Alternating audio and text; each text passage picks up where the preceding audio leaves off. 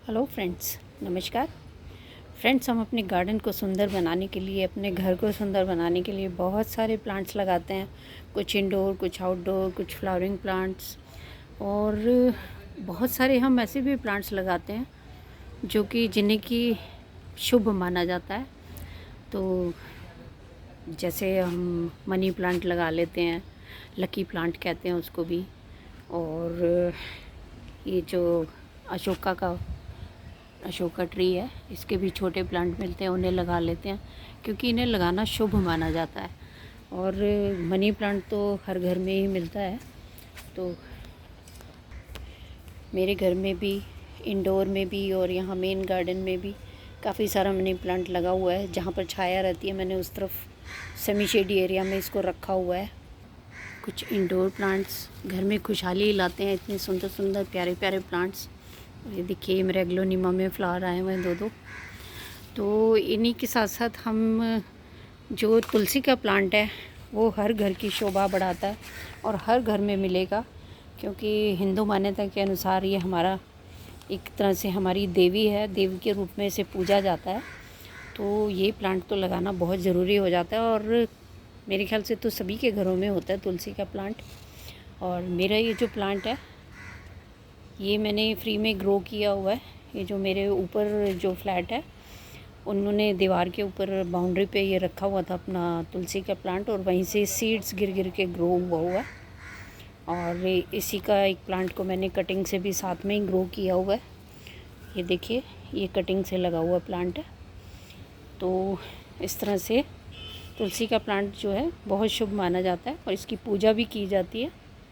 तुलसी के प्लांट को holy basil कहा जाता है और कॉमन भाषा में इसे तुलसी ही कहते हैं हम लोग। और ये मिंट फैमिली का एक फ्लावरिंग प्लांट है। इसको एरोमेटिक लीव्स के लिए लगाया जाता है और इसकी बहुत सारी मेडिसिनल वैल्यूज़ भी हैं।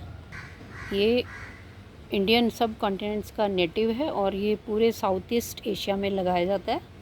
और इसीलिए मैंने आपको कहा कि सभी के घरों में ये मिलेगा। इसे hand sanitiser, mouthwash, water purifier और चोट को हील करने में, फूड को प्रिजर्व करने में बहुत इस्तेमाल है इसका। और ये रामा तुलसी, श्यामा तुलसी, वना तुलसी, श्री तुलसी, कहीं पर साईं तुलसी, बहुत सारे नाम हैं इनके, बहुत सारी वैरायटीज़ में मिलता है। फ्रेंड्स, इसका ग्रोइंग पीरियड तो फरवरी से लेके जून तक है, लेकिन इसको परचेज़ करने की बात अगर कहें तो इसको अक्टूबर नवंबर में ख़रीद के लगाना शुभ माना जाता है। और ये प्रॉस्पेरिटी के लिए लगाया जाता है घर में, लकी मानते हैं इसको। तो इसको ग्रो करने के पीछे एक चीज़ और है कि इसे कभी भी इवन नंबर में नहीं लगाया जाता और ऑड नंबर्स में लगाया जाता है। हालांकि मैंने अभी आपको दिखाया कि एक कटिंग से लगाया हुआ है, तो 2 प्लांट लगे हुए हैं ये, और मैं तीसरा भी लगा लूँगी क्योंकि इसे ऑड नंबर में लगाना ज़्यादा अच्छा माना जाता है। ऐसी ही मान्यता है, ऐसा कुछ कोई साइंटिफिक रीज़न नहीं है। ऐसा माना जाता है कि संडे को तुलसी माता का फास्ट होता है, तो इसलिए तुलसी माता को पानी नहीं देते। आपने देखा होगा कोई भी अपनी तुलसी को संडे को पानी नहीं देता। लेकिन अगर प्लांट माना जाए इसे और देवी ना मान के, तो देखिए जब गर्मी बहुत ज़्यादा होती है तो प्लांट को पानी भी देना पड़ता है। लेकिन ऐसी मान्यता है कि तुलसी को संडे को पानी नहीं देना चाहिए, क्योंकि तुलसी माता ने लॉर्ड विष्णु के लिए फास्ट रखा होता है इस दिन, तो इसीलिए इसको पानी नहीं दिया जाता। प्रोपगेशन की बात करें तो मैंने जैसे आपको अभी दिखाया कि मैंने इसे कटिंग से ग्रो किया है। और ये जो इसके ऊपर सीड्स आते हैं, ये देखिए, ये मैच्योर हो गए हैं सीड्स। तो इनको भी आप तोड़ के अगर बीच में मिट्टी में डाल देंगे, इसी गमले में भी डाल देंगे, तो बड़े अच्छे से ये ग्रो हो जाती है। तो दोनों तरह से इसको ग्रो किया जा सकता है। ये देखिए इस तरह से। और अगर आपको सीड्स की रिक्वायरमेंट नहीं है तो इन सीड्स को तोड़ देना चाहिए, क्योंकि इससे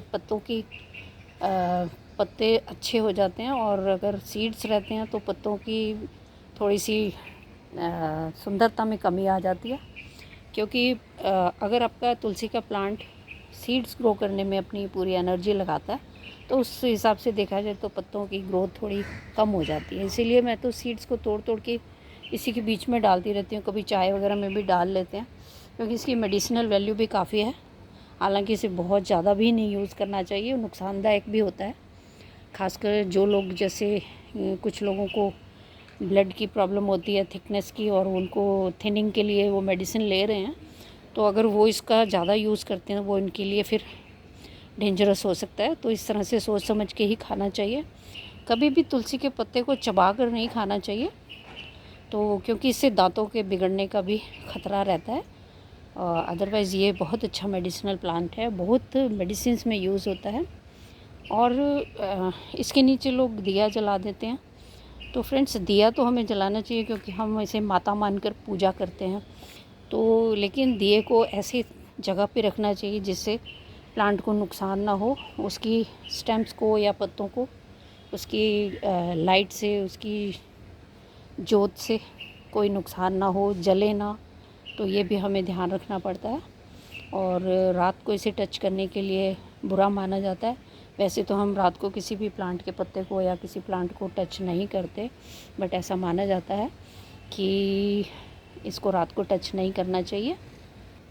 एकादशी के दिन, संडे को और अगर सूर्य ग्रहण या चंद्र ग्रहण है तो उस दिन भी इसको नहीं छुआ जाता है, क्योंकि और प्लांट्स की तरह नहीं है फ्रेंड्स। इसको बहुत सारी मान्यता है कि इसको क्योंकि हम इसे पूजते हैं तो बहुत सारी चीज़ों का ध्यान रखना पड़ता है।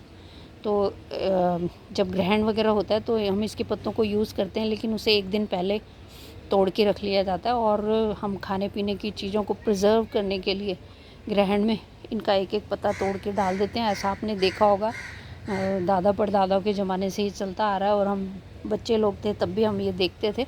ऐसा माना जाता है कि इसकी जो एज है, ये पौधा सर्वाइव करता है 1 से 1.5 साल तक। हालांकि मेरे पास ये 2-2.5 साल से सर्वाइव कर रहा है, लेकिन ऐसा माना जाता है कि इसकी 1 से 1.5 साल तक इसकी एज होती है।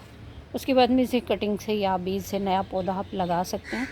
लेकिन अगर अच्छे से इसकी केयर की जाए, तो कुछ चीज़ों का ध्यान रखा जाए, तो ये पौधा काफ़ी चल जाता है।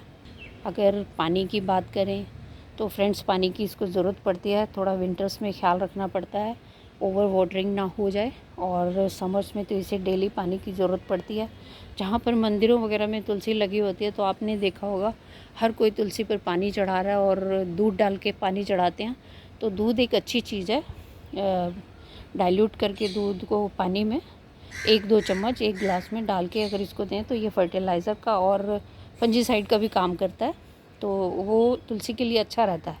लेकिन ओवर वाटरिंग समर्स में भी हो सकती है, क्योंकि जो मंदिरों में तुलसी होती है तो उसमें तो हर कोई आकर जो पानी चढ़ाता है, लेकिन उसमें क्या होता है कि मंदिर में उसके लिए एक नाली टाइप बनाई होती है जिसमें से वो पानी निकलता भी रहता है। और अगर हम घर में डेली यही करेंगे, घर का हर मेंबर इसमें पानी डाल देगा, तो ये ओवर वाटरिंग हो जाती है। तो ये चीज़ों का भी हमें ध्यान रखना पड़ता है। बाकी अगर आप चाहें तो तुलसी ठीक है कि हमारा एक बहुत ही पूजनीय पौधा है, लेकिन इसको गोबर की खाद दी जा सकती है। और अगर आप गोबर की खाद नहीं देना चाहते तो चाय की पत्ती आप यूज्ड ना दें इसको, और फ्रेश चाय की पत्ती आधा चम्मच डाल दें और फिर पानी डाल दें, तो वो भी इसके लिए सफिशिएंट होती है। और कोई बहुत ज़्यादा खाद की इसको ज़रूरत नहीं होती। और 6 से 8 घंटे की सनलाइट इसको चाहिए होती है, लेकिन जब ज़्यादा धूप हो तो हार्श सनलाइट से इसको बचाना होता है। मेरा ये प्लांट चांदनी के पेड़ के नीचे ही रखा है, तो इसको छनी हुई लाइट मिलती है। अभी बहुत ज़्यादा गर्मी के टाइम में इसको छनी हुई लाइट मिलती है। और एक भी पत्ता देखिए कहीं आपको ख़राब नज़र नहीं आएगा, सूखा नज़र नहीं आएगा। और टाइम टू टाइम मैं इसके ये बीज भी तोड़ती रहती हूँ, तो इससे बिल्कुल हरा भरा बना रहता है। मेरे पास ये एक प्लांट है और ये बिल्कुल फ्री में मैंने ग्रो किया हुआ है, और आप भी इस तरह से ग्रो कर सकते हैं। तो फ्रेंड्स, चलते चलते एक बार फिर से इस पौधे को अपने गार्डन में शामिल कीजिए, क्योंकि बहुत ही शुभ पौधा है। नेगेटिव एनर्जी से दूर रखता है और पॉजिटिव एनर्जी घर में प्रवेश करने के लिए हमें हेल्प करता है। तो तुलसी के पौधे को ज़रूर लगाना चाहिए।